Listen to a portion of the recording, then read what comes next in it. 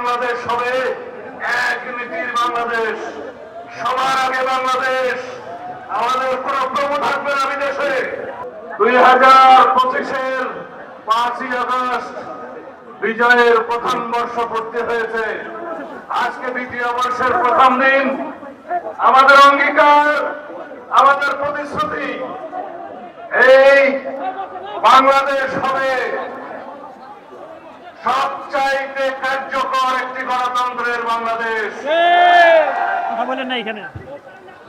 August 5ই আগস্টের শহীদের অঙ্গীকার, বাংলাদেশের ফ্যাসিবাদ বিরোধী গণতান্ত্রিক আন্দোলনে দীর্ঘ 16 বছরের যারা রাজপথে রক্তদান করেছেন, বিভিন্নভাবে ত্যাগ স্বীকার করেছেন, তাদের রক্তদান, তাদের রক্তের আকাঙ্ক্ষা, শহীদের প্রত্যাশা, বাংলাদেশের জনমানুষের প্রত্যাশা, একটি শক্তিশালী গণতান্ত্রিক রাষ্ট্র কার্যকর হবে।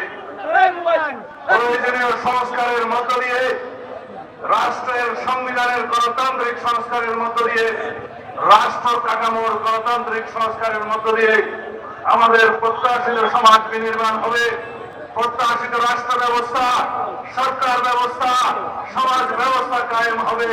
এইটাই হবে আজকের দিনের অঙ্গীকার, এইটাই হবে আমাদের আজকের দিনের শপথ। আগামী দিনে যে সমস্ত সংস্কার জাতীয় ঐক্যমত্যের ভিত্তিতে গৃহীত হবে, সনদে স্বাক্ষরিত হবে, প্রত্যেকটি সংস্কার পরবর্তীতে নির্বাচিত জাতীয় সংসদের মাধ্যমে বাস্তবায়িত হবে।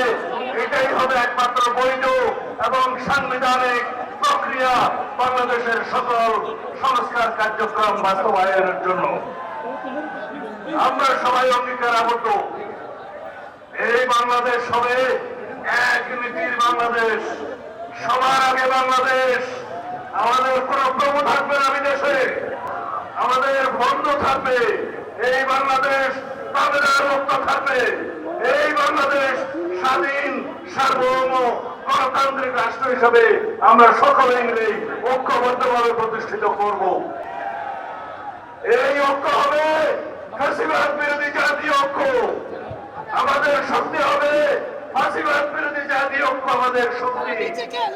এই শক্তিকে সমুন্নত রেখে আমরা এই জাতিকে দীর্ঘ উচ্চতায় আমরা নিয়ে যাব, শীর্ষ উচ্চতায় নিয়ে যাব, সমৃদ্ধির শিখরে নিয়ে যাব। আমাদের শক্তি হবে আমাদের ঐক্য। ফ্যাসিবাদ বিরোধী সেই জাতীয় ঐক্যকে সামনে রেখে ইনশাআল্লাহ আমরা ঐক্যবদ্ধভাবে গণতন্ত্রের রাস্তায় হাঁটবো। আমরা সকল গণতান্ত্রিক শক্তির ভিতরে কোন বিভেদ চাই না। যারা বিভেদ সৃষ্টির চেষ্টা করছে তারা বাংলাদেশের পক্ষের শক্তি না। যারা নির্বাচনের বিপক্ষের কথা বলছে তারা বাংলাদেশের পক্ষের শক্তি না। যারা ঐক্যভঙ্গের চেষ্টা করছে তারা বাংলাদেশের পক্ষের শক্তি না।